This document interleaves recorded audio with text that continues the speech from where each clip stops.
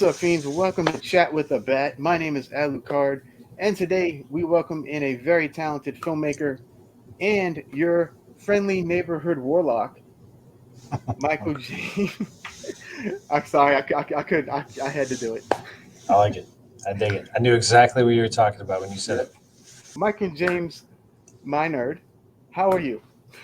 I'm out. I'm outstanding.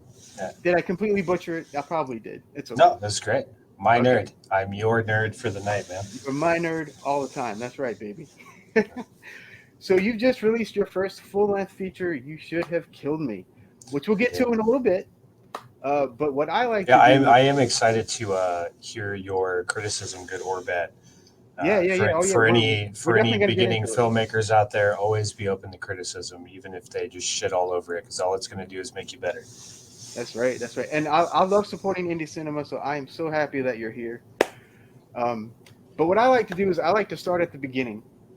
So, Ooh, okay. how did you start out learning about filmmaking?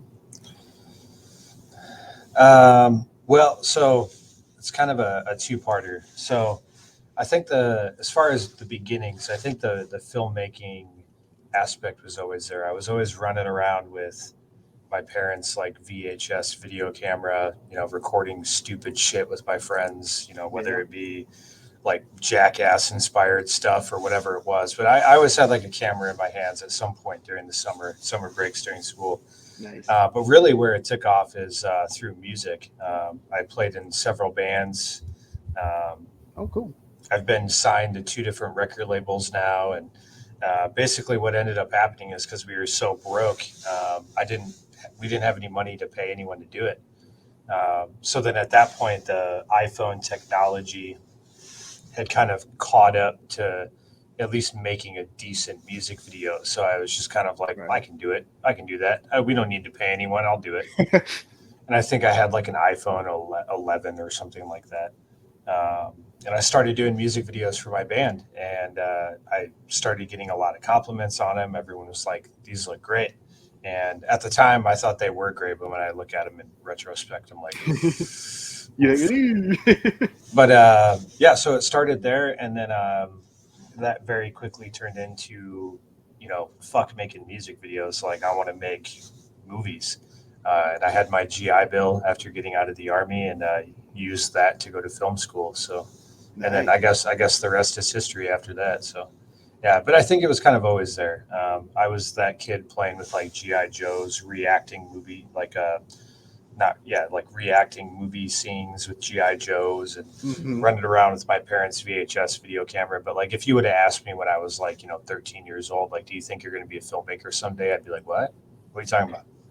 Yeah. So What's that? Yeah. like, wait, I can make movies? Nah. Nah, that's for like Hollywood people, right? Yeah. So you were born in Waterloo, Iowa, correct? Yes. All Yep. right. So how often do you hear that ABBA song? Um, Okay.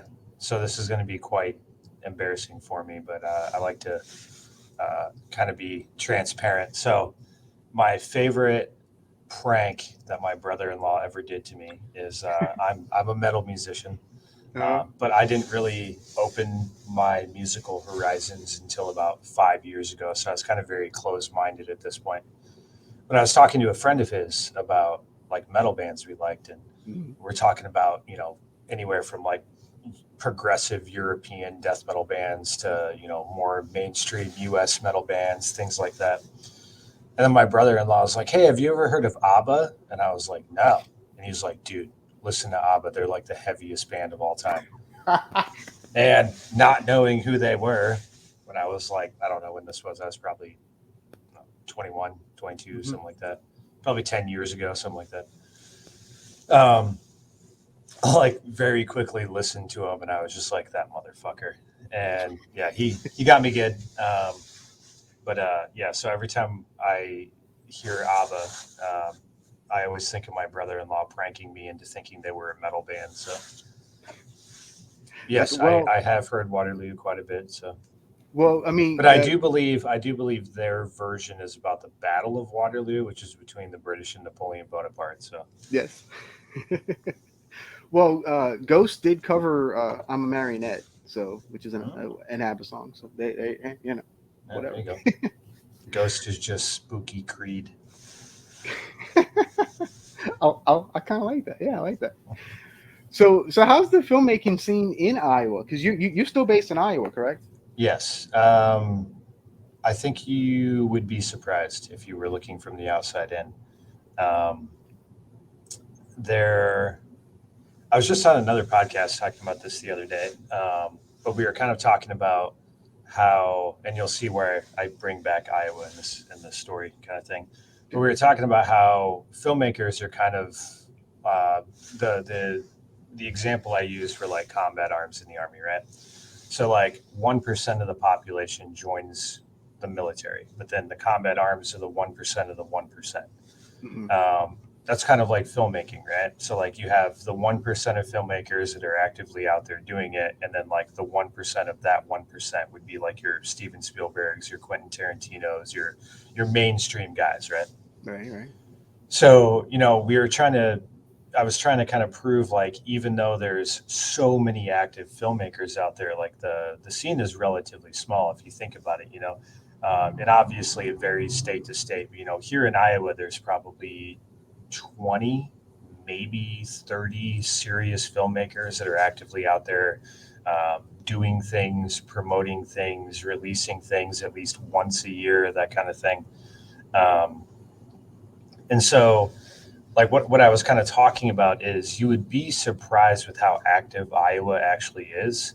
Um, like we've had, especially in like the Cedar Rapids area, you have Mm. like prolific filmmakers like Adam Orton, who I think his biggest project to date was Amelia 2.0. It had like Ed Begley Jr. in it. A bunch of like really actually famous people were in it. Yeah. Um, Nice. some other like obviously we had like the Field of Dreams in the 90s and stuff, but Right, right. there's like a whole new generation stepping up their game That's awesome. and doing some very serious stuff. I'm just happy to be kind of one of those. I don't want to call myself a front runner, but I'm kind of honored to be a prolific filmmaker of that group because it's allowed me to meet a lot of amazingly talented people. Yeah. And yeah, like You Should Have Killed Me in itself is a perfect example of that. Everyone in it is from Iowa. The entire cast and crew is from Iowa. Wow. Everything was shot in Iowa. And I mean, that film alone is just a perfect example of how many talented filmmakers the state has to offer. So, Yeah. Oh man, that's that. You see, that's awesome. And now people like me who live down in like in the New Orleans area, I get to see it. There mhm. you go. So yeah, Yeah. that's awesome, man. Yeah, I was really not so much surprised, but I was definitely excited when you had sent me that screenshot of the Blu-ray, and you're like, "I just got it." I was like, "Hey!" Yeah. Yep. Yep. So Got it. Got it. Right here. Right here. Here we go. Right there. there it Boom. is. God, Boom, she's baby. so pretty. Yep. And I bought it. So there you go. I did not. I was not given it. Well, I I bought it. appreciate it. There you go. I heard the filmmaker's kind of a prick, but Yeah. we'll Sometimes yeah. Yeah.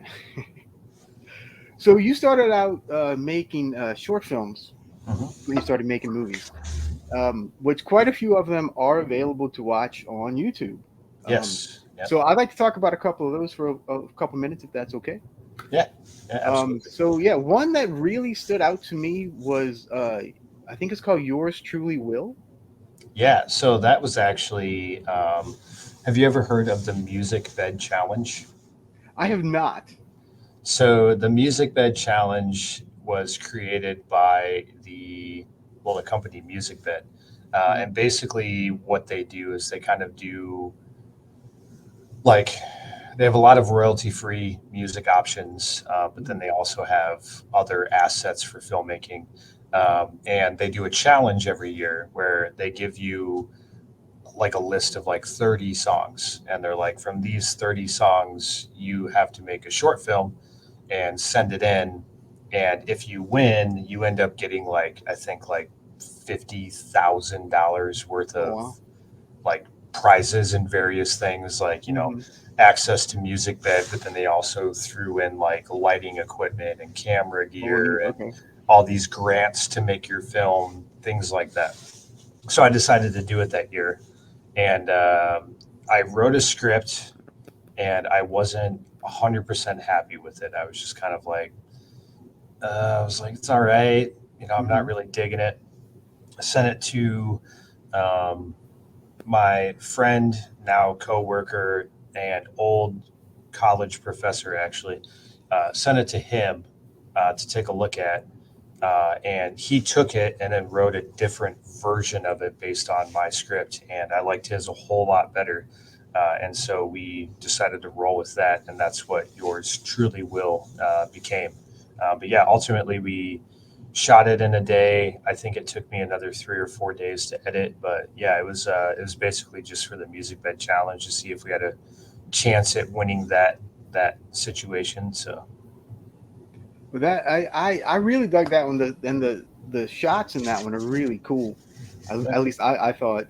And it stars Bryce Taylor, Yeah, who played Kevin and You Should Have Killed Me. who ends up playing Kevin, right? Exactly. So that's a link for later. Yeah, I like to utilize people I know that work hard, and it's kind of like a help me help you thing.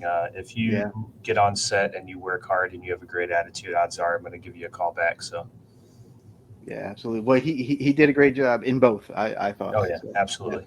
yeah, great guy. And another one I really liked was Hollow Walls.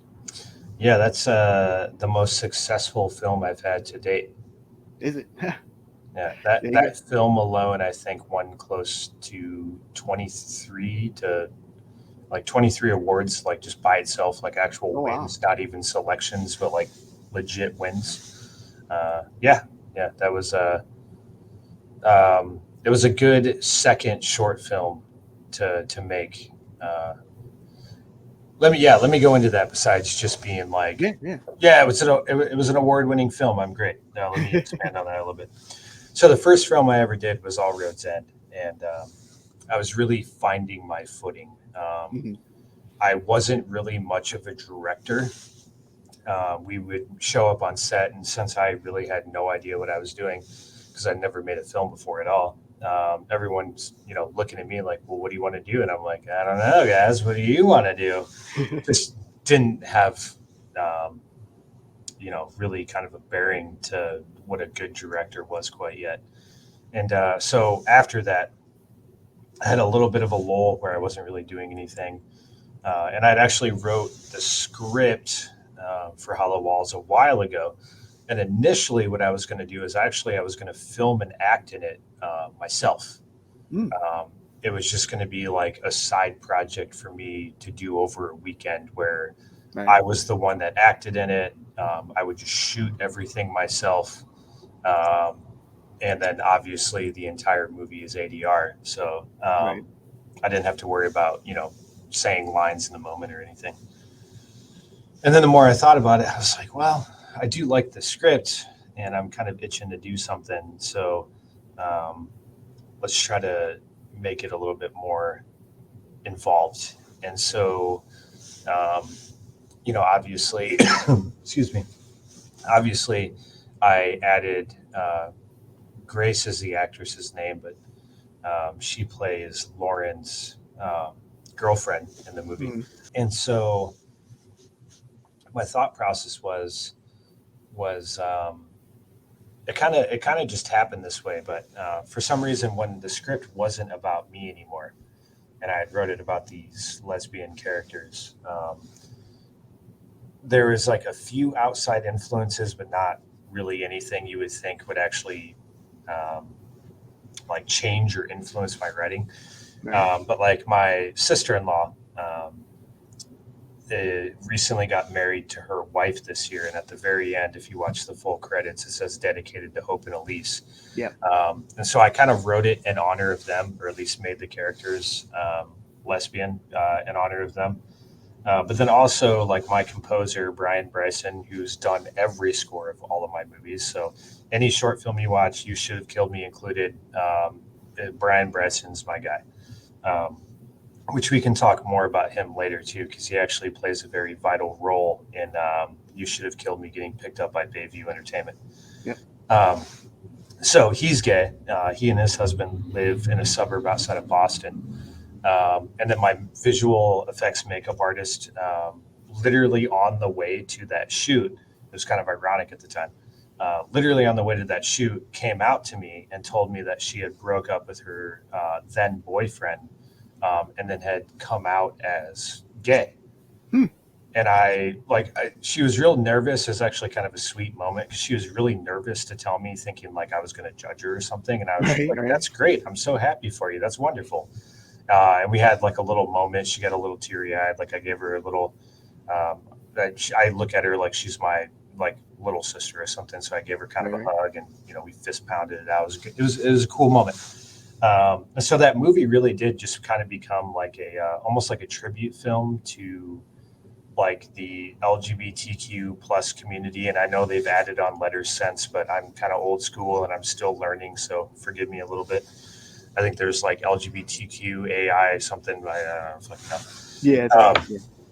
But yeah, I'm trying, guys. So if you're bear with me if you're in that community. So yeah, it slowly kind of became like an homage to them, if you will. But I think what makes that movie so powerful is initially when I wrote that script, like I said, it was supposed to just star me. I was going to be doing it. I was going to film everything myself. And so really that script was kind of like a love letter to my wife, where it was like, what would I do in this situation without her? Right. And so it kind of took like a kind of a cool, beautiful twist in a way of, that love letter to my wife turned into this script about, like people in like the LGBTQ plus community. And so, even though, it's, looked at as like a zombie film or a horror film or something like that, to me, it's a love story. I'm like 100%. Yeah.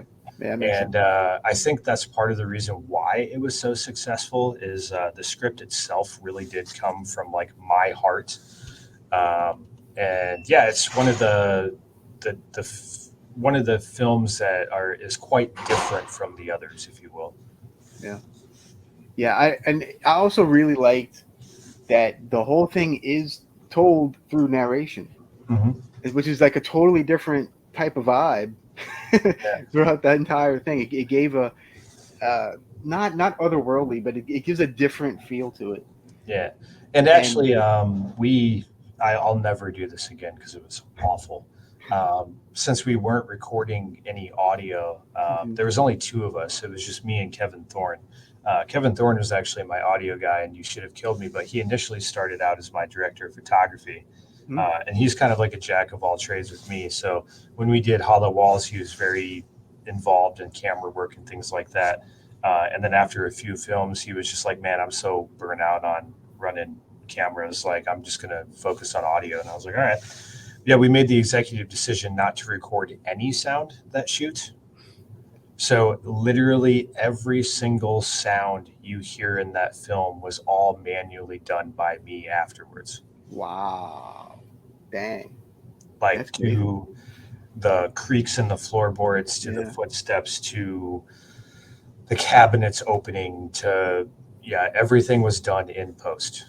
Wow. Well, that It was a very big undertaking at the time. I mean, a I nine and a bet. half minute short film, and it's one of those. There's like a popular saying in like filmmaking, like it's what's the word with like sound effects is like if you like what you don't think people will notice, like they will with their ears, kind of thing. Mm. And I can't remember that's not the correct quote, but there's a quote like that with it comes to like Foley work and stuff like that. And yeah, something along the lines of that, like what you don't think people notice, they'll notice with their ears, kind of thing. And yeah, it was definitely an undertaking. I wish I still had that premiere session available because I would definitely take a screenshot of all of the All layers that. of audio. So Oh man. Well, that actually makes it kind of even cooler and more impressive to me, actually, yeah, because and that it was. I mean, wow. Yeah. apparently I'm just a glutton for punishment because that was the second film I ever did. You're like, you know what? F it. We're just gonna. Yeah. Yeah, you go. There is a really interesting line in that one too that I thought it's is this what humans are destined to be? Yeah. And okay, so she says that like as the zombie, because okay, so basically it's about a woman surviving the Mhm. zombie apocalypse. Yep. And so she says that as it's on, as the camera's on a zombie, and then it switches to her, like with her the love of her life, Hmm. which I thought that was beautiful. Thought that was great. Yeah, it's so that line is kind of like obviously that whole movie with her inner dialogue is a lot of internal conflict, things like that. Um, and I can't remember. I definitely know I was influenced by something with that line, but I can't remember what it was. But it was kind of just like, if you look at evolution over time, you know, I actually just heard like a crazy fact the other day where it was like something along the lines of like beavers and like whales literally came from the same creature like millions of years ago. Like the creature had a choice to either go to the sea or to the land. Half went to the land, half went to the sea. And the ones that went to the sea became a whale, and the ones that went to the land became a beaver. But if you look at the genetics, it all came from one thing. Mm-hmm. And so, obviously, time, animals, creatures, things like that have had some wild evolution, trees Oh, kind of thing. So it kind of got me thinking, like, if something were to if something like this were to happen, um, why wouldn't we just consider this like the next natural step of human evolution? And I think that's kind of like what she's kind of contemplating or kind of struggling in her own mind with is like, what if this is just the way the world is supposed to be? Like why am I fighting it? Why am I trying to survive? Why am I trying to hold back Mother Nature's plan? Whatever it may be. right. So that's really kind of where that comes from. Uh, so yeah, I can't remember. I think I definitely was inspired by something when I wrote that, but I can't remember what quote it was or what movie it was or what book it was. Yeah, I don't remember. But yeah, it totally, but it totally works. So that's what matters. I appreciate it, man. Yeah, no problem. And then okay, so my channel, I cover a lot of horror stuff. I cover other stuff too, but I do cover a lot of horror stuff. Mhm. So another short that you did that I think like my crowd would be into would be The Entity, Mhm. which also stars a You Should Have Killed Me actor, Maddie Weiland. Yeah. Yeah, So Maddie Whalen, wait, sorry. yes, yeah. So Maddie Whalen is a very prolific actor in the state. He's involved in quite a bit. He's a talented filmmaker himself. He actually made it was either last year or the year previous. He made his own first debut short film called Torch, which actually also stars Damian Allen Mancino, the lead of You Should Have Killed Me. Um, but yeah, so that project started after that was a direct film after Hollow Walls. Okay. I'm trying to remember where the idea for that film came from. Um, I don't remember where I got the idea, but also what's ironic as well, is Ricky Bartlett, the other guy. Hmm. I'll tell you the long story, but I'll try to make it make sense. Sure. So I cast Ricky Bartlett in The Entity. He's still to this day the only SAG member I've worked with. Ricky is like he's been in like Chicago PD. He was just in that new movie that dropped with Eric Roberts in it, where he plays like a central character in it. Okay. Cool. Yeah, he's a very big time, at least Iowa actor in the area. Hmm. So he was in it, and first time working with him, he was great. Um, and what's funny is I'm sure maybe you were going to point this out later, but what Ducky and Kevin are watching and You Should Have Killed Me is actually The Entity. So I'm actually making fun of myself when those characters are introduced because they're talking shit about my own movie Your that own I movie. filmed in my own movie that I'm filming. Yep. But then, so Ricky, kind of going to the long story short, right? So he was a single amputee when we did The Entity. And then I had actually casted him for Raymond in You Should Have Killed Me. But basically something ended up happening where like the bone eating disease came back in his other leg, and so now he's a doubly amputee. But the reason why he wasn't in You Should Have Killed Me as Raymond he had just had his other leg amputated, and he was like, I really want to do it, but he's like, even just standing up for more than 5 minutes makes me out of breath. I'm in a lot of pain. And I was like, dude, you have the best reason not to do a film. Right? Like, you literally lost a limb. Like, you don't have to apologize for anything. And then kind of bringing full circle is the guy that played Raymond, Patrick, was originally cast as Jeeves. So Patrick, I called him and I was like, hey, I know you're playing Jeeves, but would you like to play a bigger role and play Raymond? And he was like, yep, I got you. So then I was out on Patrick. Well, Rob Merritt, who ended up playing Jeeves, was the co-lead in my first ever short film, All Roads End. And Rob is kind of like if you're in a bind and you need someone quickly who's going to be able to deliver and is super professional, Rob is your guy. And in fact, it blows my mind that Rob isn't a SAG member yet. I'm sure he could if he wanted to. Like I said, I was talking about Amelia 2.0 earlier with like Ed Begley Jr. in it. Rob actually wrote the screenplay for that movie. Oh, cool. So he's not only an actor, but he's also a very talented screenplay writer as well. So yeah, it's and that goes once again, me telling that whole arc of the story of everyone just covering down for each other, making the project work, everyone coming together. Once again, it just goes back to what I said at the beginning. It's like, this was a perfect example of a state-made film. Everyone came together to make this film. Yeah, man, that's so cool how like you guys all like mesh and like you're just like one big happy filmmaking family, kind of. It's in neat. a way, for sure. Yeah, that's really cool. And then I'll talk about one more short before we get to the movie. Oh yeah, absolutely. I'm loving it because a lot of these shorts I haven't even thought about in years. In a while, yeah, right, Yeah, right. so- Well, I watched a really, really interesting one, and it's an experimental short called Lost and Found. Ooh. So that one kind of gave me like, I don't know, like Slender Man and like the original VHS movie kind of vibes. So what was the inspiration behind that? Yeah, well, actually, I can go back to my fellow alumni with Bayview Entertainment. I saw Skinamarink, and then I'd never heard of Kyle Bell before that movie. And I had no idea he was kind of like a fairly popular YouTuber. Like, I didn't really know his story before Skinamarink. Mm. So I kind of like, I saw like a review of it.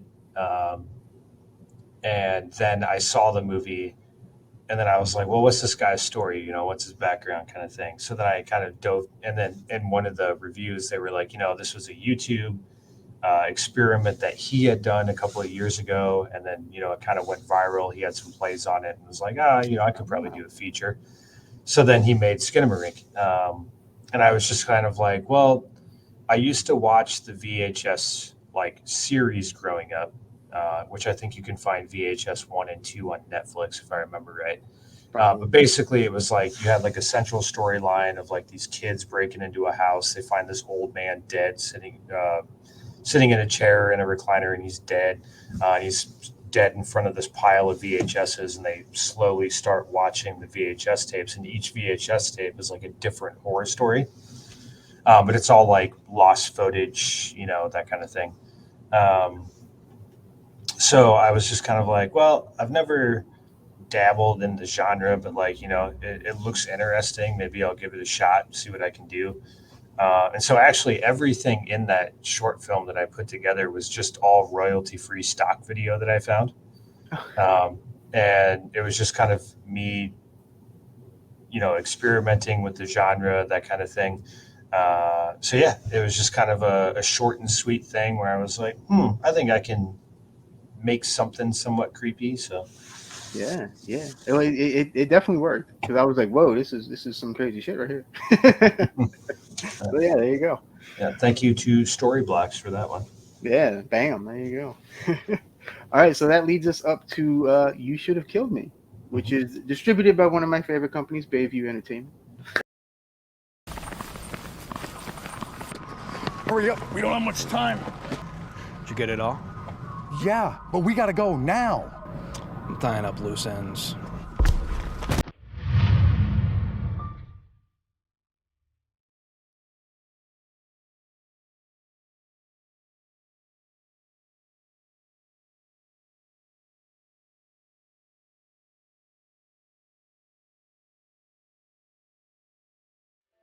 Dude, you're supposed to be dead. Yeah, Ducky, I got shot in the fucking face. Don't take this personally, Monty.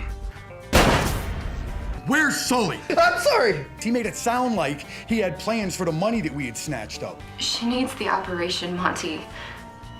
And she needs you. I will be there as soon as I can.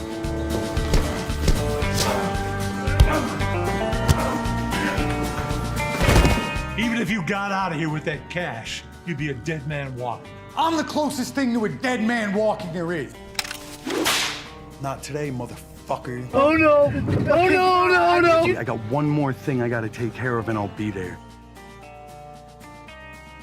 Always a pleasure doing business with you, sir.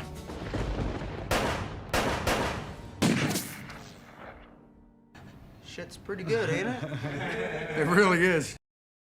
So I really like the way that trailer's cut, by the way. It gives you a good feel for the movie without giving everything away, which trailers do way too often nowadays. Yeah, I hate that, and so I try to stay away from it as much as I can. Yeah. Like half the time, Plus, I mean, I grew up in the '90s, man. Not obviously. I mean, it's still argued to this day, but in my opinion, you know, the '90s were the renaissance for film, and you know, the best movies on the planet were coming out at that time. And yeah, I've kind of just always stuck to that style, if you will, where, you know, they give you just enough to want you to see the movie, but they don't give the entire thing away. And yeah, absolutely. Yeah, it seems to be a lost art nowadays, which is sad. To tell you a little bit about You Should Have Killed Me, it's after a robbery job, Monty wakes up after being double-crossed by his boss, Sully. The story is pretty much about Monty overcoming all that craziness, and I love the blurb on the back of this. On the back of this, it says, "It's a story of revenge, sacrifice, and ultimately justice, or so we hope." I love that. So how did this idea come to you? well, actually, so this is kind of a long story in itself too, but we got time. So Yeah, we got time. So this actually started out as a proof of concept short film. I'm actually sitting on another feature right now that's completely done, completely written. It's called Dissonance. And I knew before I tackled that film that I just needed a little bit more experience in that genre to even prove to myself that I could do it. Because at that point, you know, like you had pointed out, I'd done several short films, but I hadn't tackled anything of this caliber yet. So I was like, well, I've never done anything like that. I don't even know if I can do it. Let's write like a 30 to 40 minute proof of concept film just to prove to myself that I can even tackle something like this. So I wrote a script originally called The Dead Man Walking. And it was like 30 to 40 pages. And that idea actually started out from literally the coin toss scene at the beginning. I'm not a religious guy, no offense if anyone is, but I'm not at all. And my dad bought me that coin that had Jesus on one side and Da Vinci's Supper on the other side. And he gave it to me as like a joke, basically being like, you need Jesus in your life, you know, ha, ha, ha. And I told my dad, I was like, I'm going to use this for something that you're not going to approve of. Like, so ultimately joke's on you. So I wrote the coin toss scene at the very beginning with Sully and Monty. And from that scene, it was kind of like, well, how did this character get here? What happens next? You know, that kind of thing. So I pieced together like a 30-page script called The Dead Man Walking. So we had a table read, and the cast and crew that were there and read it were like, dude, this, you need to turn this into a feature. Like, this is good enough to be its own feature. Like, fuck the proof of concept film. Like, we want to make this film. Nice. And I was like, well, shit. So went back to the drawing board, added in a few more characters, things like that. And yeah, ultimately ended up writing a feature-length script. So then we shoot the film, we're editing the film, everything is going smoothly, if you will. Mm-hmm. And up to that point, it's still called The Dead Man Walking.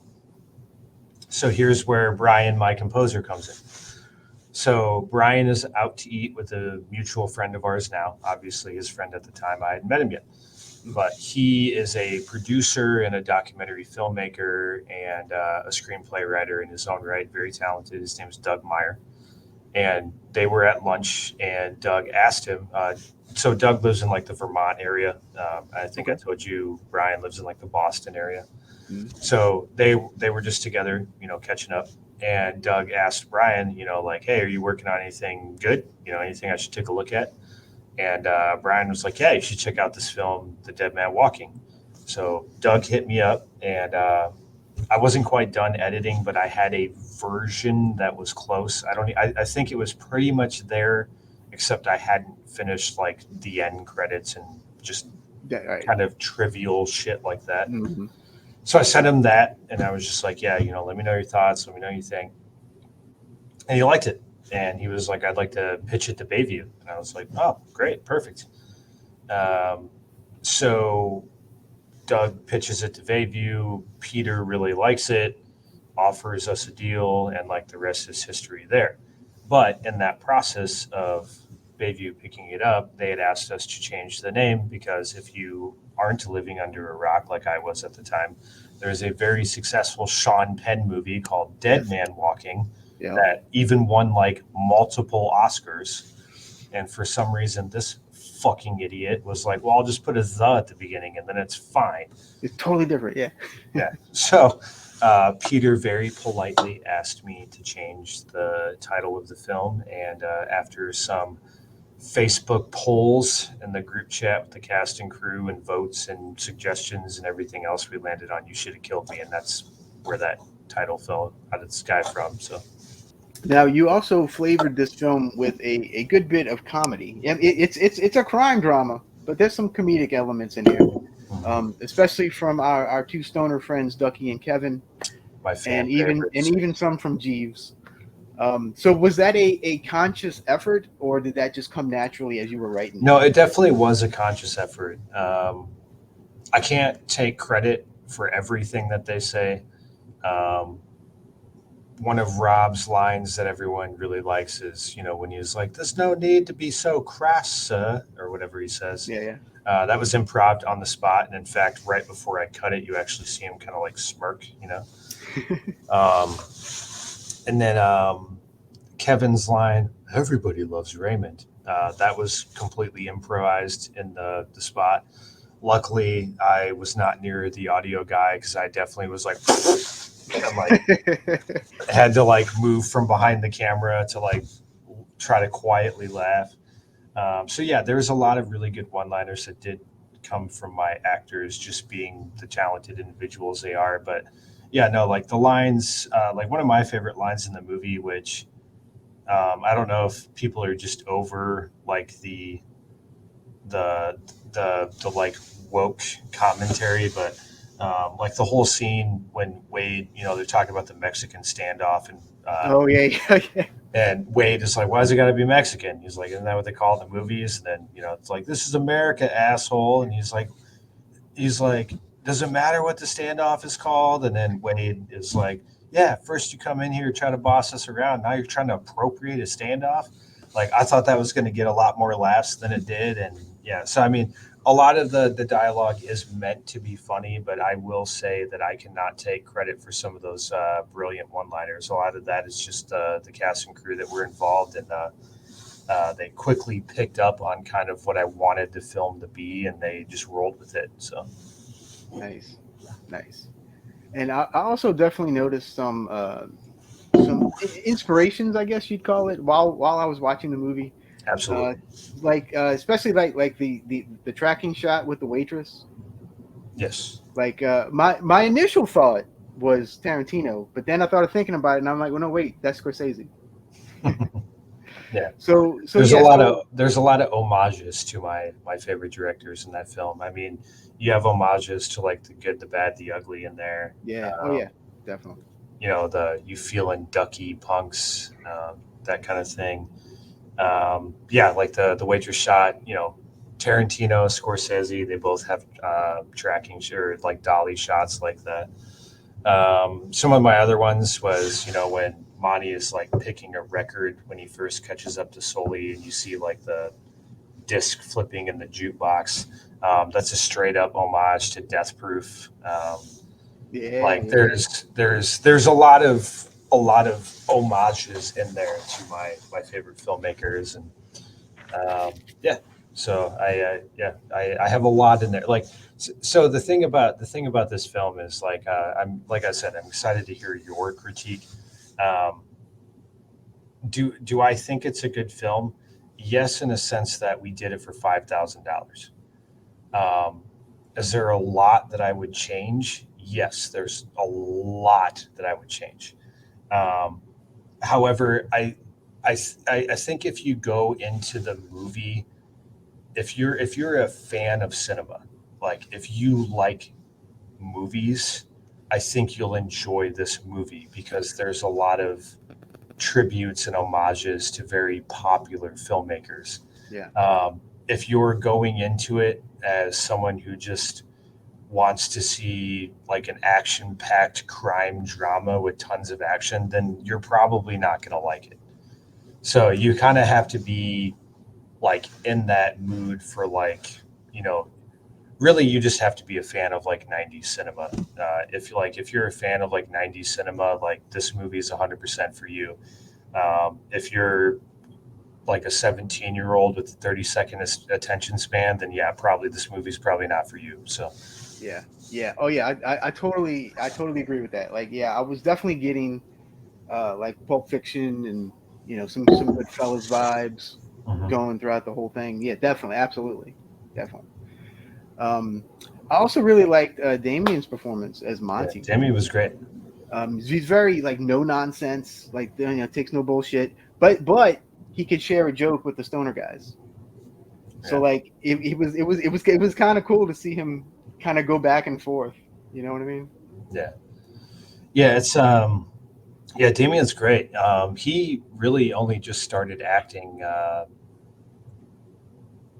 like seriously only since like 2020. He hasn't been doing it very long. Wow. But he just like put his head down and worked hard and volunteered to be in every single thing coming out. And it was actually really funny. He actually auditioned for my first ever film. And I've told him this and I pick on him all the time. His audition was horrible. Like, I was just like, who the fuck is this guy? Like, it was awful. Um, but then, like, fast forward, he auditioned for like another movie I did. And I was like, whoa, like, this guy got a lot better in a short amount of time. Mhm. Once again, didn't get the part though. I gave it to somebody else. But because of that audition, it was like kind of stuck in the back of my You mind. remembered, yeah. And so then when I was writing The Dead Man Walking, aka You Should Have Killed Me, I was like, who's a fucking tough guy I know that can play this role? And then Damien came into my head. Damien's a guy who's from New York. He's an ex-MMA fighter. He has a fight record of like 75-14 or something like that. He's a Oh, fucking, wow. he's a hard ass dude. Legitimate badass, yeah. Yeah, legitimate badass. Like the fight scene in that movie, like I don't know how many times I've said it. I didn't take actors and teach them how to fight because I have a very tiny fight background compared to those guys. Like I did like army combatives and things like that, but I was not an MMA fighter. So instead of taking actors and teaching them how to fight, I like to jokingly say I took fighters and taught them how to act because every single guy in that bar fight Mhm. are all MMA fighters. Gotcha, okay. They all train at the same MMA gym. They're all like brown and black belts in jujitsu. Like every single, like the Japanese guy Eric Honda, who goes by Wade, he is a Cedar Rapids police officer by day, and then acts at night, and then also fights and everything else. Keone Cock, the smallest guy, of all three of them owns Hard Drive Performance Center and is like a black belt in jiu-jitsu and has actually fought some of the current UFC champs in MMA. Damien, like I said, was like a boxer and then an MMA fighter. And like, yeah, like these are all fighters that were just like, yeah, I'll give acting a shot. And like, so I mean, like all of it, like they choreographed the entire fight scene in the movie. And like, the only thing Damien maybe promised is that I wasn't going to do some Born Identity bullshit, that I was going to keep the camera stable and do more of like a John Wick type thing. And I was like, you got it, man. So. Yeah, I was actually going to ask about the fight. There you go. That was my answer. Yeah, so that was all them. That was they. I recently released a side-by-side on Red Ark's Facebook page where you can actually see like the movie shot in line with like the Hard Drive Performance Center stuff, like before we even shot. And you can see like the progression, like what's different, what's the same, you know, that kind of thing. Nice. Oh man, that's cool. I like it. And I also like how in a lot of your movies you reveal things slowly. And I see it in the shorts. I saw it in the movie. You give it room to breathe, and I think it makes people think about what's going on. So is that like an editing style that you like to incorporate into your work? Or I don't know if it's so much an editing style or if it's like it's like a performance type stuff. There's another good quote, and once again I can't remember it, but it's something along the lines of like good acting, like 10% of good acting is the dialogue and 90% of good acting is the actual like acting portion. So you kind of have to balance that with like your dialogue, right? So what I used to fall guilty of all the time was, you know, I'd be writing a screenplay and you might say something to me like, you know, Michael, that mustache kind of makes you look like a pedophile. And then I might go into a whole dialogue or like a whole monologue about how I'm not a pedophile and I'm the farthest thing from a pedophile. And just because I have a mustache doesn't mean I'm a pedophile, whatever it may be.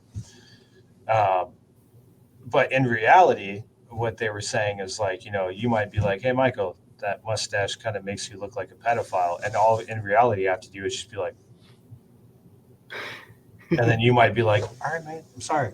Right. So like you tend to want the acting to come through over kind of the dialogue. But with that being said, what I like to do is kind of where the let it breathe comes from is, you know, a lot of my scripts, you know, even though there's comedic elements to it, you know, some of the things they're saying are very detrimental to the character. So instead of like glossing right over it, like when you receive certain news that you didn't think was coming in real life, you're not just going to be like, yeah, but blah, blah, blah, blah. Right. No, you're going to be like, oh shit, all right. What? Yeah. Like you're going to pause and you're going to think and you're going to comprehend things and you're going to take it in and you're going to process it.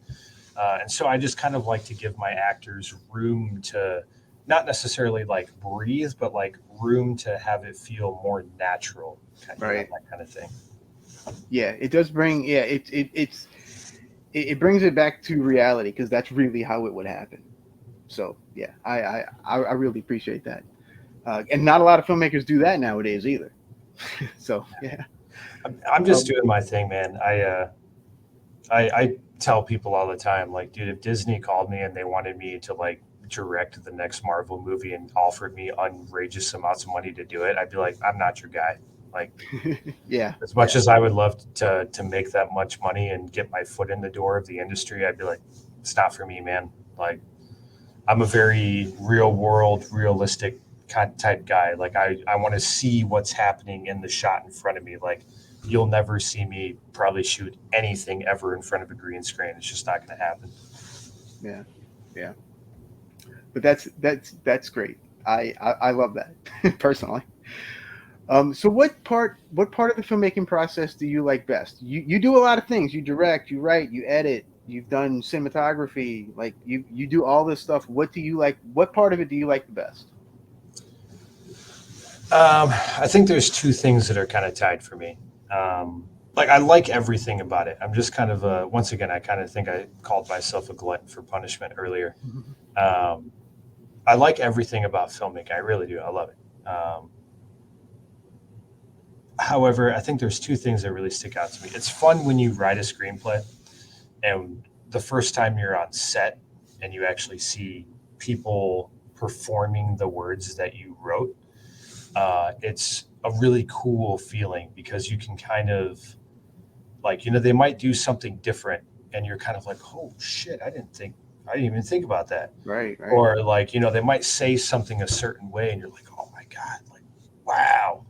It's just like, it's fun seeing the words that you wrote on paper come to life. So I do like that feeling quite a bit. And then the other thing is editing. Because you're getting into the point, or you're getting to the point in the final film, or like, processing the film, or, whatever level that is, where you can finally kind of start to see your vision come true. Mm-hmm. And that's very fun. But with that being said, like, I love being on set. I try to have a fun environment, a safe environment. One of my favorite quotes that I did hear about Tarantino, which Brad Pitt says in regards to Inglourious Basterds, is he goes, the set is church, the script is the Bible, Tarantino is God, and there is no heathens allowed. So as much as I'm, inspired by Tarantino, that's not me. I like my actors to bullshit between scenes. I like people to laugh. I like people to joke around. I like hearing ideas, whatever it may be. And so I just like to have fun on set. Like I said, watching the performances and, editing are like my two favorite things, but I enjoy all of it. I'll work a 16 to 18-hour day on set. Yeah. I will get home. My legs will be killing me. I can hardly walk. My back hurts. And I will lay in bed and I will be sitting there thinking about how I cannot wait to wake up in 4 hours and do it all over again. Do it all again. Yeah. Like, I love it. I love everything about it. Yeah. That's awesome. I actually think my least favorite thing is actually watching it when it's done in front of people.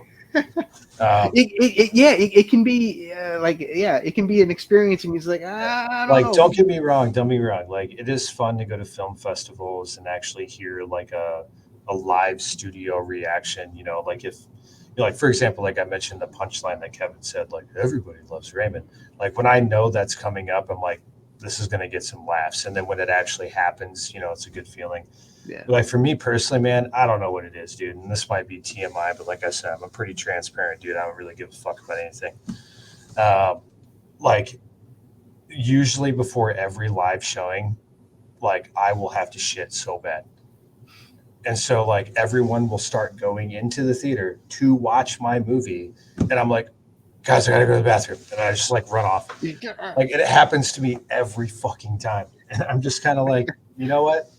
That's what it is, man. Like, so I don't know. Like, I mean, obviously it's a combination of like nerves and things like that. But yeah, it's just, I think that's probably my least favorite part is actually watching the final product. And then also, with that being said, at that point, I've watched it a million times. So Right. I'm kind of over it at that point. At that point, I'm already thinking about my next film. Yeah, you're on to something else by that point. Exactly.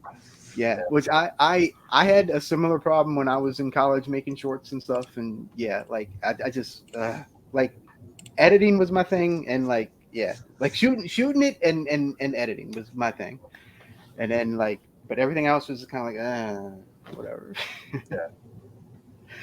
So I want everybody to go check this movie out. You Should Have Killed Me. It's soon to be on Tubi too, I've heard. Yeah. So Tubi and IndieBox were the first two that I had heard of. But then since then, I know it's on like Amazon to rent, like the Voodoo, Fandango, Hmm. tons of places you can get it on Blu-ray. I know Walmart has it, Best Buy, Barnes and Noble, some other third-party like Blu-ray retailers I haven't really heard of before have it. Amazon has it. But I think it should be coming to Tubi soon. Yeah, it's you can definitely find it. I mean, if you Google search "You Should Have Killed Me" movie, you will find it.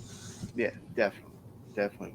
Well, I do want to thank you for coming today. I do have a couple of rapid fire questions for you. That I just want you to answer the very first thing that comes to your mind. Okay. That's How we're gonna well, I'm warning you in advance. It's probably going to be fairly outlandish. That's great. All right. Favorite director? Quentin Tarantino, man, come on. Favorite film? Children of Men. Oh, nice. Jason, Michael, or Freddy? I'm going to go with Michael just because he's got my name. There you go. Wise choice. What profession other than what you do now would you like to attempt? Chef. Oh, okay. Very nice. And last question. Is there a moment in your career so far that you look back on and go, wow, I cannot believe that happened? Pretty much just fucking sitting here. But no, in reality, I'll let your listeners find it if they really want to look for it. I made a post about "You Should Have Killed Me," and the very own official blue check marked Pedro Pascal liked my post. Oh, there you go. Where I was like, wait, what? Get the fuck out of here. And yeah, crazy. Mando. You never know who it's just another lesson learned, you never know who's watching, kind of thing. That's right. All right, well, everybody, please go check out this movie. You Should Have Killed Me. It's awesome. I love it. Thank you, Michael, for coming on. I really appreciate you coming and take the time to talk with us. Yeah, absolutely. I am honored that you listen to my poop stories. So, if for nothing else, I'm always here for poop stories. poop stories are always funny, everybody. There you go. All right, so we're gonna get out of here. Until next time, adios, Bella Lugosi.